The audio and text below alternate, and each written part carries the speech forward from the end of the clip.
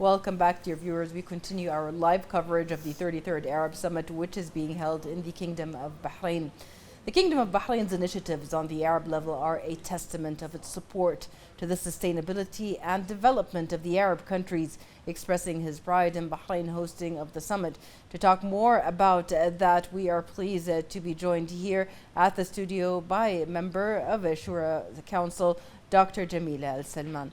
Thank you very much for being with us today, Doctor. Thank you so much for having me. Thank you. This is a historic event, the 33rd Arab Summit taking place, especially here, specifically in the Kingdom of Bahrain. From your point of view, the Kingdom, of course, has become an important regional destination for many events like this. It's a platform, really. We can talk about the Manama Dialogue and different other platforms. From your point of view, what can you tell us about the importance of Bahrain's geographical location to host such events? Yeah, absolutely. I think, hosting this big event is really great because, as the Arab Summit, really the main objective and the main aim that for all of us here actually to strengthen all those relationships and the interconnectedness between the Arab nation and able through the objective of the summit actually to reflect in the development and advancement of the Arabic nation and looking forward for the future where all the Arabic leader can unify their vision and be able really to get to the results we are looking for. And for the Kingdom of Bahrain has been known historically actually to be haven for peace, promoter for tolerance, coexistence.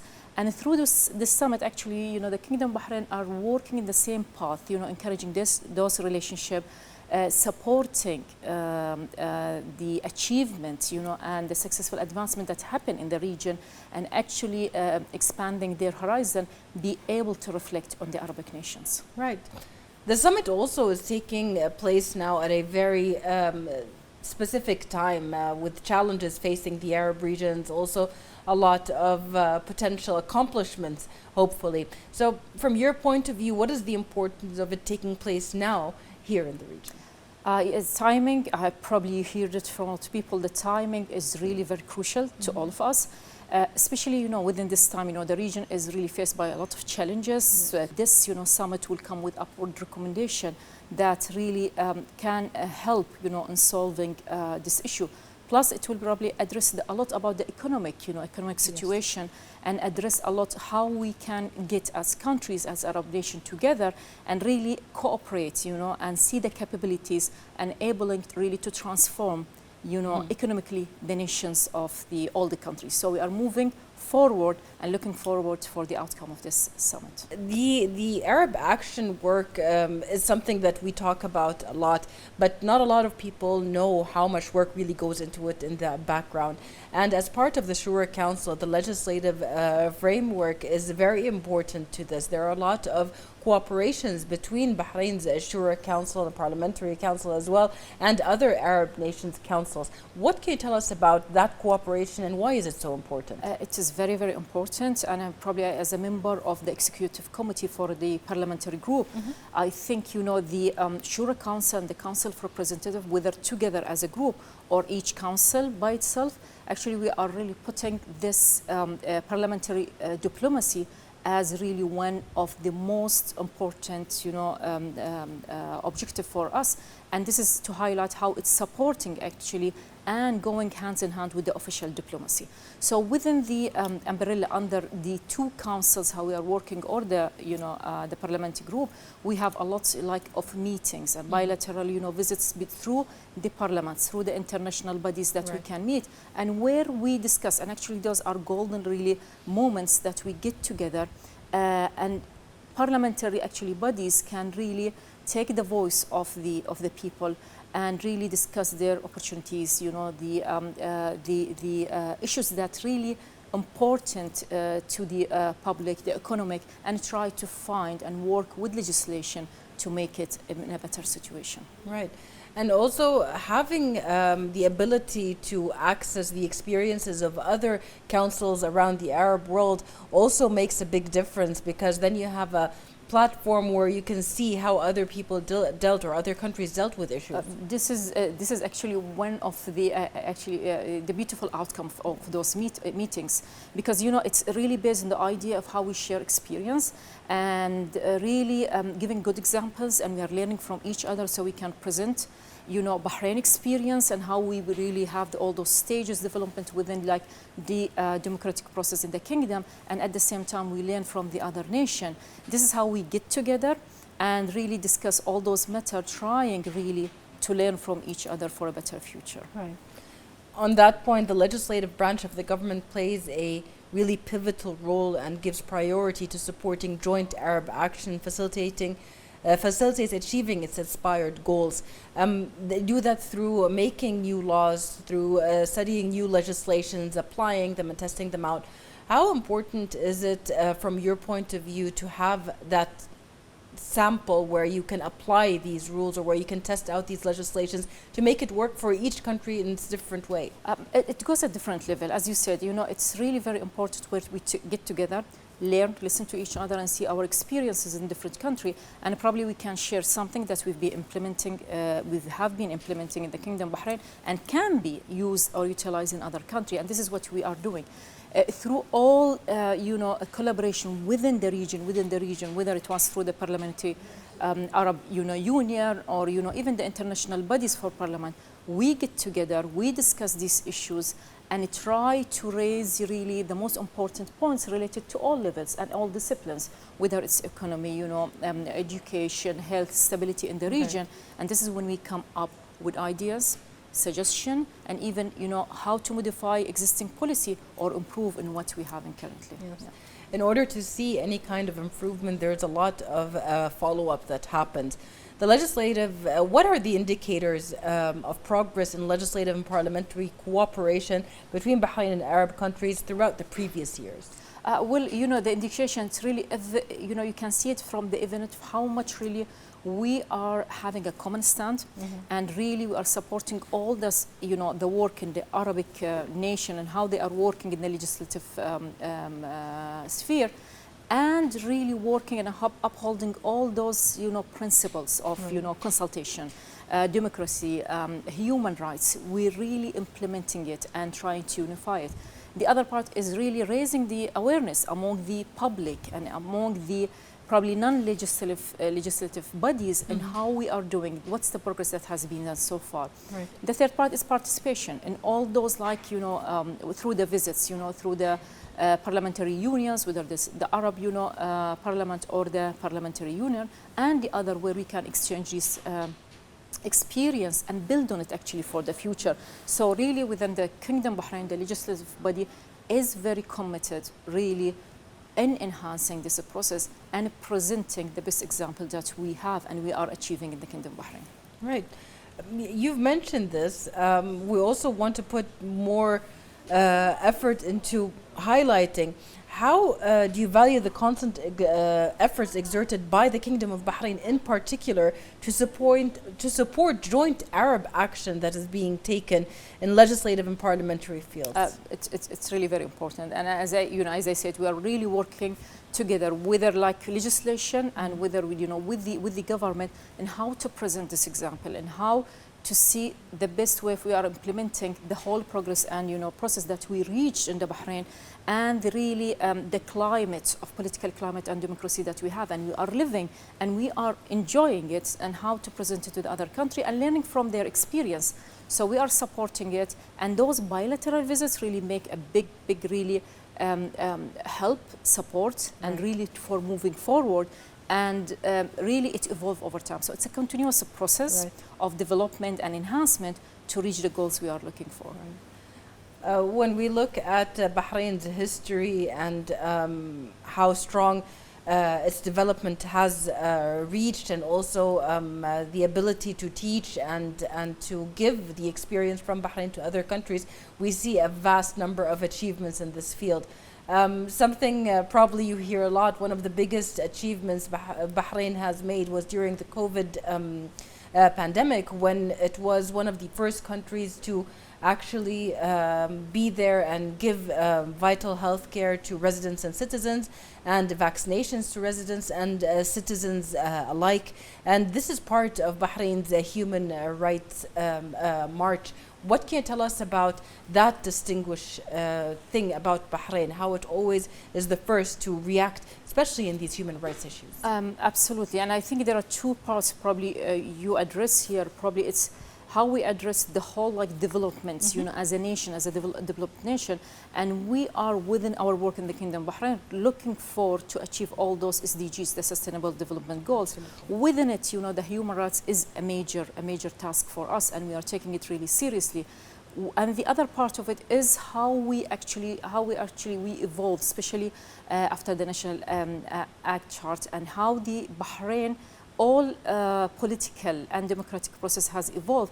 Taking the human rights is one of the most important, you know, topic to be addressed. And this is where I think you give the example of the COVID-19 treatment, where you know, all the people, you know, were treated equally, having free of charge, you know, services, whether it's for vaccination or testing or treatment, because this is part of, you know, having the right, whether you are you know, a citizen or a resident. So it's really taking as really one of the important, you know, really tasks that we put a lot of efforts, and there is a really a comprehensive developmental planning within the kingdom that we are seeing the outcome, and we are seeing the fruits of it right now, and we are looking for a better future, inshallah. Definitely, and also it has set the template for other countries on how to react when inevitably something like that happens.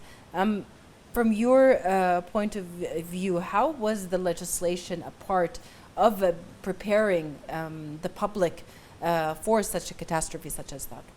Well, the rule was very, very clear, and we get really at that time, you know, within the preparation, the support from legislation was very, very, very strong. And as I said, the whole process, what's happened in Bahrain, especially since 2002. You know, this is when we had the new version of the, you know, Shura Council or Council of Representatives, and they have the atmosphere of discussing all the important issue and really keeping with the pace of evolving. So that was an emergency, and we got, you know, all the policies that we needed in a timely manner. So that's really great.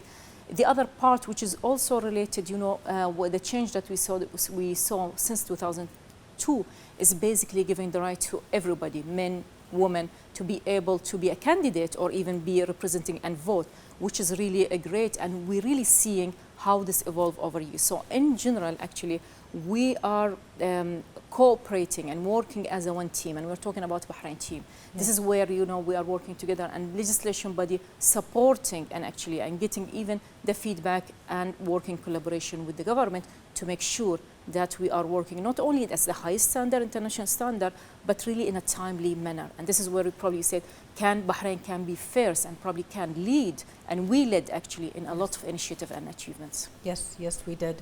Also, another thing in Bahrain's march is its democratic march and the strength of the democratic march. And this not only comes down to basically having the rights to vote or anything, but basically also everybody has a right or a say in what they have here in Bahrain, or what they own, or what they work for. One of these things is making it easy for people to invest in Bahrain. Bahrain is a business hub for many countries and for many individuals that want to start a future in businesses, by making business easy here, having the right to own 100% of real estate or even business. What can you tell us about why that is important? This is really important, especially, you know, within the current situation, the international situation of the economic challenges that the whole world is facing, and especially after COVID-19, you will probably see a lot of countries really had really, as we said, like, you know, backward in the level of stability of economy. But what we are seeing, and with all the initiative that's been addressed by the government, and where the legislation, when we are discussing any, like, you know, a new policy, we are supporting and looking for this from like 360 degrees.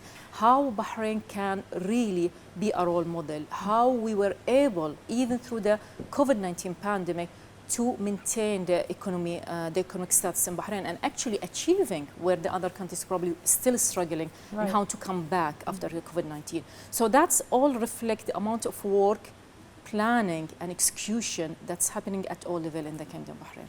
Right, and also it is the experience of Bahrain that it is giving forward then to other Arab nations. How do you value the constant efforts exerted by the Kingdom of Bahrain to support joint Arab action in different legislative and parliamentary fields? We are doing it, probably as I mentioned, that we are really supporting as legislative body the whole work of Arab, Arab nation getting together. How it's, we are committed to that collaboration and working together with the same principles and the same value, because really, I think what's great about the Arabic country that we have a lot in common, a lot in common, whether it's our history or our, destiny, wherever we are going, and there are a lot of values, at the end we are, most, like Arabic countries, we have this value, deep-rooted values, Islamic countries, so it's really, this is the time, and this is why this summit is very important, to put all of this in mind and decide how to move forward in a way that reflects on the Arabic nation and making sure that we are protected against all the challenges we are facing, and really, giving to the Arabic nation the life we are looking for. Right. Also, can you tell us a little bit about the stages of development witnessed by the legislative work and how they paved the way towards today's political prosperity here in our kingdom? Oh, absolutely. I think the National Act Charter was the milestone, was the milestone, and I think the transformation of the whole political process and the democratic process in the Kingdom of Bahrain, and 2002 was the time that really we saw all of these changes happening, and really it embodies the aspiration of His Majesty the King and how really moving the democratic process in Bahrain forward, propel all the political process, and actually give the growth to the Bahraini community and the basis for the constitution and institution in the kingdom. So this is where we saw in 2002 the new version of the Shura Council and the Council of Representatives, where they can discuss in a democratic way all what's, the issues are important, and really, agreeing on the policies that's important for all of us. Again, as I said, it's the right, the National Act Charter gave the right for, and guarantee actually the right for women and men to be part of, the voting, whether to be like, part of it or to be a candidate for it in a transparent way, and we are seeing the outcome of it. So it's only moved forward. So the National Act Charter really, it was the whole framework for us, putting the vision and putting the strategy that we are working together and how we can move forward. And this is what we are taking as like, the way forward. We are taking the details and the instruction through the strategy that puts through the National Act Charter. Yes. Yeah.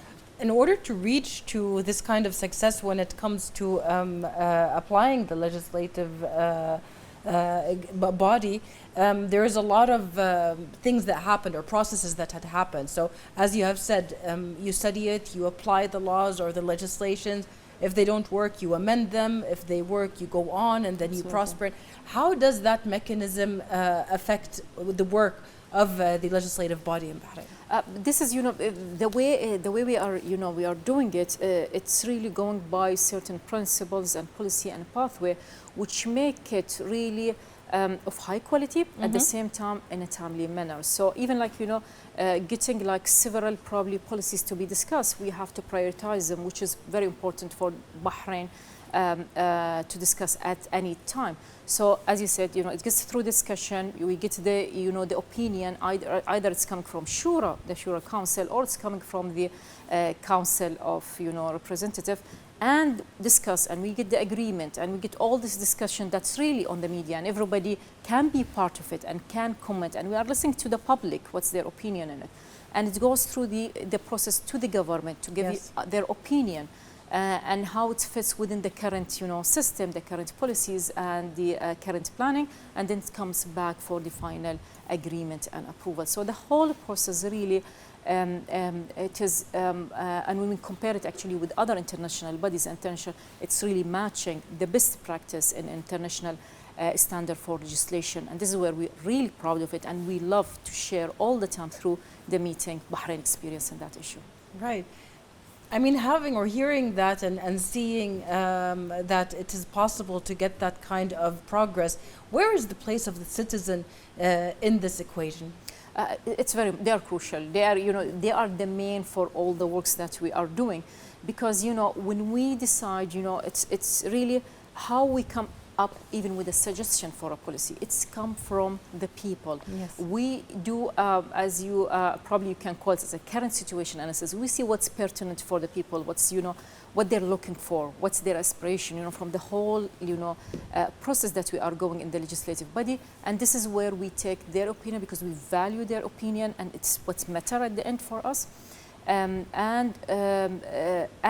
working with those policies to make it work and going back.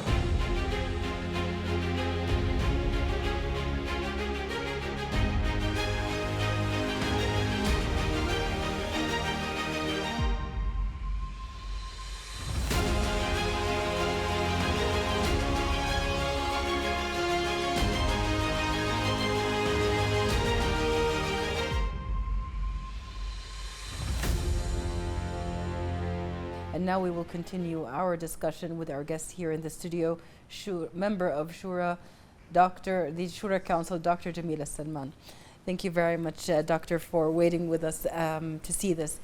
It really fills me with pride when I see all of these people arriving here, the preparations that went into preparing for the summit. I mean, these are not preparations that happened in a couple of days. The streets were filled. People of Bahrain are very happy and joyful at such a big summit. What can you tell us seeing this right now? Are you hopeful for the outcomes that are coming out? Absolutely. It's really hopeful. We are, we have, I think in Bahrain, we have this sense of honor and pride actually to host this summit.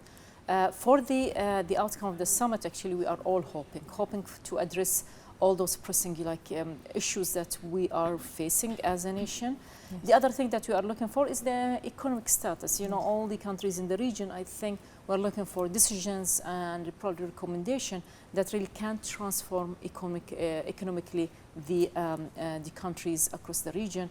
And the other thing that we are looking for decision are those important topics that's very important, that's actually impacting our life and has to be addressed, from education, healthcare, climate change. Yes. And I think all of these are very important, and we are all hoping to get the recommendation that will be able to really achieve the outcome that we are looking for. Actually, putting that a little bit more into context, before the summit started, a few days before, a lot of the delegations from different countries actually did meet from different fields. As you've mentioned, there are a lot of discussions that are happening in order to further each country's need when it comes to the Arab nations. The Kingdom of Bahrain also itself has a lot of MOUs and agreements with different Arab nations to work in different ministries and fields. One of them that we can mention is the Ministry of Tourism and the agreements with different countries and MOUs in order to further tourism in Bahrain and in other countries. How important is that for the people coming to our region, to the Arab nations, when they see this kind of cooperation and help between each other? Absolutely. I think this is, a great example of how nations, and how collaboration at regional level can really achieve the outcome we are looking for. And I think you mentioned clearly that the preparation, and that's not preparation only in the Kingdom of Bahrain, the preparation between the teams and the representation, the delegate from different country, what are the objective, what are the topics that will be discussed. Yes. And most of these are we have mutual interests, and really we are sharing a lot of interest in some of these important topics. So the preparation for it, having that dialogue, starting actually ahead of time, even before the summit, to be able to give the best recommendation when the summit is starting. Yeah. So that preparation actually give a lot of strength to the recommendation and the outcome we are looking for. Yes. Also, when we talk about these kind of cooperations, it's really important to know that Bahrain really is a leader in a lot of these fields. We see the cooperation between Bahrain and other countries in the health field. We see it as well in the banking field. Bahrain is a financial hub, a business hub. these fields are ever changing and ever evolving fields because of the challenges of cybersecurity and then the challenges of new diseases and so on.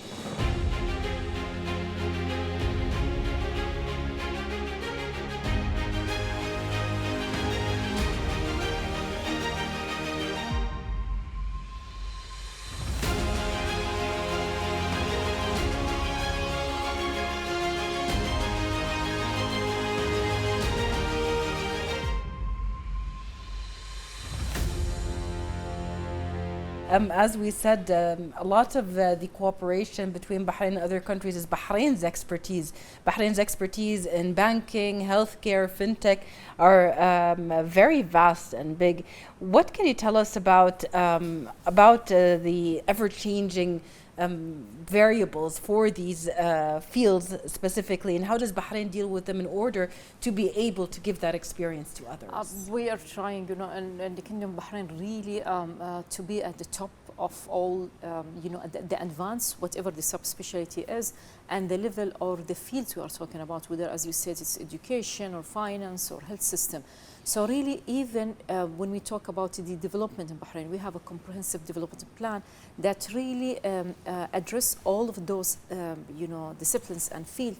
And under that, really, there is a lot of planning. There is a strategy that all the, the government bodies are working on it and trying to make it not only to achieve or accomplish the target as it is, but the highest standard that we can do and in a timely manner. And this is where probably Bahrain really gets ahead of time in some of these initiatives and be an example and role model. And this is where probably the Arab Summit is coming, that we can share our success story, exchange our experience, and learning from the other countries what's their experience and what their success story. That exchange of experience and you really, as we said, successful or even excellence in certain discipline, this is probably the most important outcome from the delegates from different countries coming together. And this is probably not only, it's really great for the Kingdom of Bahrain in achieving our goals, it's for the whole Arabic nation. And that's one of the main objectives for the Arab Summit. Absolutely. I really would like to get your feedback on one of the very important issues to His Majesty the King, his vision for the youth and for future generations. He always emphasizes on the importance of teaching and advocating and being part of their path. So from your point of view, Bahrain has a lot of programs. I mean, we can mention the Parliamentary Youth Program, His Royal Highness the Crown Prince Leadership Program, among other things, to boost young people, their morale and their abilities to be cadres, not just in Bahrain, but in the whole world. How important is that, and what do you see for the future of Bahrain's generational? This is absolutely, it's crucial, important, essential. Because really, the